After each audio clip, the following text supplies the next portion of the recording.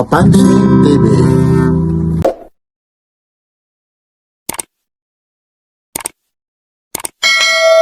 Salamat po, nandito na po. Nakuha na ni Papansin TV, lalong-lalo na po yung plaka po. Yan, naghintay tayo ha. Halos 3 oras po na hinintay ni Papansin TV. Ayun si Kuya, para malaman nila ano lang yung mga kailangan po.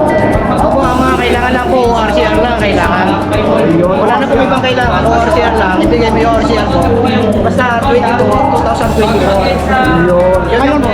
Ngayon po, ilang taon na ho na hindi kayo nabibigyan ng tapos first owner po. Pangalawa na po to. Balik kailangan lang deed of sale. Dead option lang po kailangan. Kailangan, tapos ORCR, yung ORCR. Xerox, tapos yun na, i-release. Yan po, release na kaagad. I-release na ito po. Yan po. 20 ano po yung ano nyo, motor? 20 anong model po? 2016 po kayo. Ayun, 2016 na yan. Kompleto na po. Ayun na yung release. Ngayon, pwede na ikabit na kagad yan. Opo, pwede na po. Yan. Taga saan pa kayo, kuya? At tay-tay pa po ako. Okay, tay-tay ha. Okay, maraming salamat ha, kuya ha. Salamat. Yan. May ano rito, nagpapaserok sa lalo, first owner. Kailangan, lalong-lalo na pag nakabili ka ng segunda mano, ayun, deed of sale. Tapos yung valid ID mo, kailangan.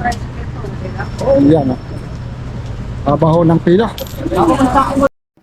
Yan lang po yung mga kailangan. Kung ikaw unang nakabili ng motor, ang kailangan po yung rehistro at saka yung valid ID mo na dalawa. ORCR ang kailangan, ipasi-xerox mo. Ngayon po, ang pinahihintulutan lang po yung 2017 up to 2014 pababa yung pwede mabigyan ng plaka.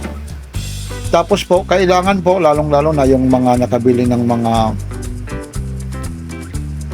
segunda mano, kailangan din yung valid ID ng deed of sale ng binilhan mo, ipasi-xerox mo rin. At siyempre, dalawang valid ID mo rin na katunayan na ikaw yung nakabili. Yan lang ang pasi-xerox niyo po. Wala ho kayong babayaran dito sa LTO po.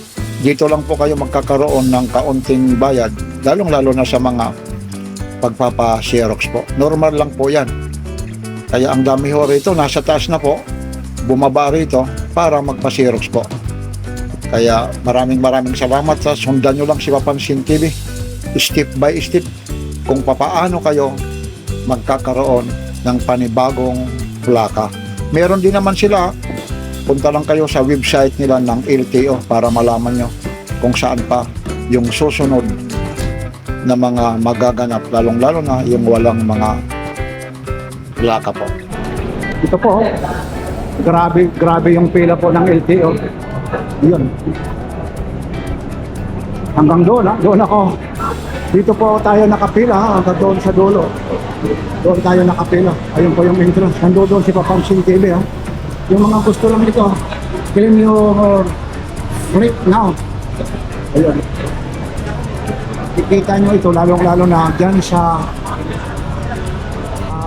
feeds po ng LTO. Yan, pinaba po ng pila. Nandito po. Yan. Talagang nagtsatsaga po pumila rito. Yan, kita mo. Time check tayo ngayon, no? Mag-aalas 10 na po. Yan. Yan, yung mga gustong pumunta rito. At sa iba pang mga pinupos po ng LTO, makipag-ugnayan lang kayo, lalong-lalo na yung mga wala pa hong mga plaka. Kailangan po ha, mga ORCR, mga original, tapos latest na nakarehistro, tapos valid ID nyo. Ngayon, kung first owner ka o kaya ikaw naman ay nakabili ng segunda mano, kailangan din ng deed of sale, may Xerox copy ng retrato, photocopy ng binilhan nyo. Yan lang po. Tingnan natin kung anong mangyayari ha sa mga susunod na hakbang ni Papansin TV. Ayun, at ito po si Kuya, 10 years na hindi pa nakukuha. Ngayon pa lang, Ayun, saan mo nabalitaan? sa TikTok. Ayun, ang sa TikTok daw na balitaan ni Kuya, kalain mo yun, no? Tapos, Awan ng Diyos. so sana makuha. Kailangan naman, pag first owner, Yung ano lang naman Xerox copy lang ng ORC. Yun nakalagay doon, photocopy lang. Tapos may ORCR ID tsaka ka. ID, ano. Oh, valid ID na dalawang Photocopy ID. rin. Yun, sana mabigyan din tayo. Ako 2015. Saan mababayad? Kailangan daw ng valid ID mo. Kailangan yun. Nandito kami pila ha. Anong oras kayo kuya nandito? Kanina? 9:30 lang naman doon. 9:30. Kasi malapit lang ito. Pero mahaba na rin po yung pila. Ayun po yung pila. Sa Papansin TV. Papansin TV. Okay. Shout out. Okay. Ayun si City si Kuya talagang ano pa ng Papansin TV Anong probinsya mo rin? Manila lang po. Maynila. Ayun Para daw mapanood niya Nagtsatsaga kami rito, pumila Sana mabigyan tayo ng plaka, ano? Sure na po yan. Sure Salamat. na, yan. Okay. Ano kuya, may sumingit? Manila doon. May sumisingit daw rin, no? Nasina na Dahil tayo. kami rito, yun. Ang haba po ng pila rito. Ayan. Lalong-lalo na si ate. Dito rin, no? Nakapila rin siya. Yun. Yung pala, pupunta pa rin dito. Galing dito, tatawid pa pala ako. Pupunta pa doon sa kabila. Tapos doon yung pila, nakatawag nito. Nakatayo na ho yung iba roon. Ayun, sila kuya, nagtsatsaga talaga. Ito sa may SM Center Point, Manila. Kita mo, ayun, yung yung pila po, tapos tatayo. Tapos pagkasunod, tatayo na naman. Yun, kami rito, hanggang doon pa ho, sa kabila. Pero yung iba naman, doon na sa dulong-dulo po. Ayun po yung dulong-dulo. Sana naman, importante lang, makakuha lahat ng plaka. Ayun po si Kuya.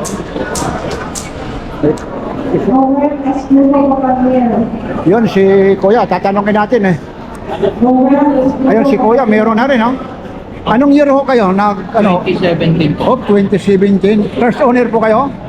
Ano lang ang kailangan kong ORCR lang. Tapos, ayun lang, ORCR. Tapos yun na. Ilang oras ho kayo naghintay? Dito sa pila, anong oras ka nandito? Maaga ako dumating eh. Bali ilang oras na po? Yung approximate. Dumating ako dito 8:30. 8:30 siya ngayon, anong oras na? Ngayon ay mag-aalas 11 na, 10:49. Biruin mo yun. Ayun lang. Pero yun, nakakatuwa naman si Kuya. Talagang Nakuha sa masaya na. tsaka. Oo, nakuha. Ayun na, thank you Kuya. Ayan po Hanggang dito po yung pila po. Tapos ngayon, nandyan po ako Ako na yung susunod. Dito. Ako na, pupunta naman ako dito naman sa kabila. Ayun, dito naman ako sa dulong-dulo. Ano ba yan? Papansin TV. Ayun, sila sir. Dito po. Yun ayun galing na ako doon sa kabila. Alas 8 tayo nandito. O mga pasado po, alas 9. Tapos pinapasok tayo sa loob, 9:30. Ayan. Medyo malayo pa rin Malayo pa rin na labanan ni Papansin TV. Sa wakas, natawag din ma'am. Thank you. Okay na pala. Okay ayun na po. Ito na po yung pagkakataon Nagtagal po tayo. 2 hours and a half po tayo. Halos mahigit 3 oras po Yan na po Kaya yung mga gustong pumunta rito dito lang po tayo Ayun po. Palit plaka program po. Angelica Dito lang po ito. Sa may SM Santa Mesa po. Ayun po. Dito na po. Angelica Maraming salamat. 9:30 tayo nandito. Tapos 12:50 na po. 12:50 na po. May Eduardo re-release. Asuncion. May re-release. Eduardo Asuncion. Contact number po. Siya. Pirma na lang, sir. Okay. Ayun na po. Nandito na po. Thank you, sir.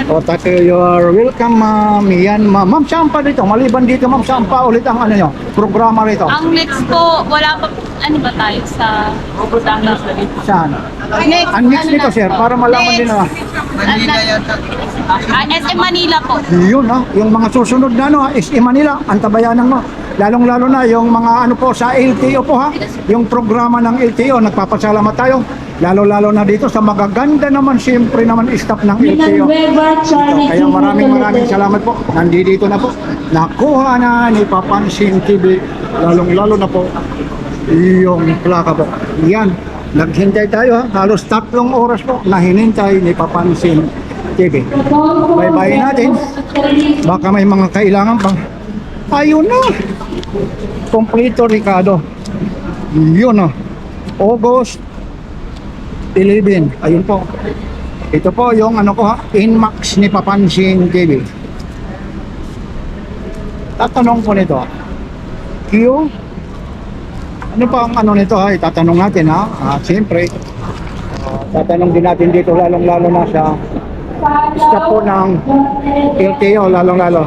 Ma'am, excuse, good morning. Ma'am, katulad dito, nakuha ko na. Anong number ko naman ng ano nito? Ang susundin ko dyan. 5. Ano po yung existing niyo po? Elmer Miray. Ano po yung luma niyo po? Yung luma ko po, yung 20 to 36 po. Sa 5 na po kayo. Sa Po? 5 na po. Ending 5 na po kayo by 2026. Ayun, 5 na yung ano ko. Yes po. Ma'am, First week. ma'am, matanong ko lang po, saan pa yung susunod yung na programa na ito, lalong-lalo na yung wala pang mga plaka? Sa SM Manila po, pero tentative po on Friday. Yun ang kagandahan ha. Maraming siya, ano ma'am ha, lalong-lalo na yung mga taga Manila East. Doon ako nagpaparehistro ma'am, mababait. Ma'am, thank you. Invite you ulit, lalong-lalo na yung wala pang mga plaka. Opo, miniimbitahan po namin yung mga motorcycle owners po na wala pa pong plate number. Yung mga temporary, 2017 up to? yes, 2017 to 2014 pababa po. Opo. At saka may mga temporary motorcycle Yun, plate ma'am. numbers. And also for all the old plates with yung green pa po, green Opo. plates, for replacement din po siya. Pero po, kailangan po rehistrado yung motor nyo. Hindi po kami mag-accommodate ng hindi po rehistrado. Yeah, ma'am. Thank you. Thank you. Nasa SM?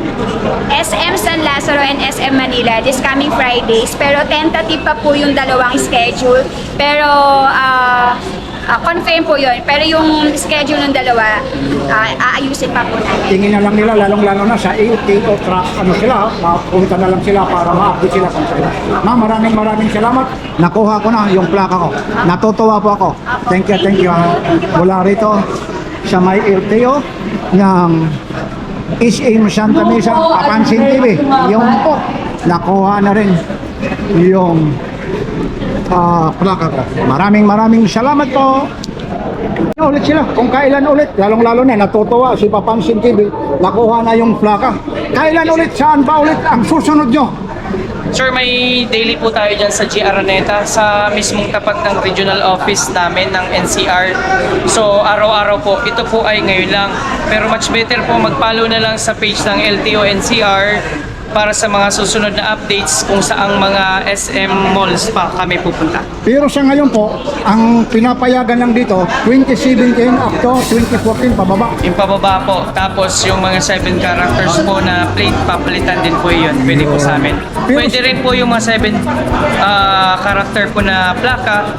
Pwede po kahit sa ang LTO dito sa NCR. Pwede po. Pero sir dito kasi parang hindi ko nakikita na yung mga lalong-lalo ng mga PWD, tapos yung mga senior citizen, Apo. may mga priority din sila. Yes sir, bali ang ginagawa po namin, kinukuha lang po namin yung papel nila, then tinatawag na lang po isa-isa. Yun sir, maraming salamat. Thank you, sir. ha. Salamat din po sa thank you, tiwala. thank you. Ayun po, narinig nyo naman talaga, napakabait po. Yan, nag-umpisa po si Papansin TV mula dyan. 9:30 nag-umpisa, natapos na si Papansin TV, 12:30. Hanggang dito po ha, inuulit ko, lalong-lalo na yung mga senior citizen, may mga priority rin naman sila. Medyo natutuwa lang ako, 2015 ko pa yung Inmax ko ha, hindi pa nagkakaroon ng plaka, ngayon lang. Pupunta dito yung plaka, ayun po ha, nandiyan po, talagang tsaga-tsaga lang po. 9:30 po si Papansin TV pumila, lalo na sila share, anong oras na kayo makakaratingan. Pero ganun pa man, napakadali lang naman. Ayun. Yan po, ayun. Tinatawag ko. Hanggang dito, pipila rito. Tapos tatawagin naman hanggang dito sa kabilang pupunta rito. Yan lang po. Mula rito sa LTO ng SM Center po. Maraming salamat po. Ito po si Papansin TV. Like, share, and subscribe. Papansin TV.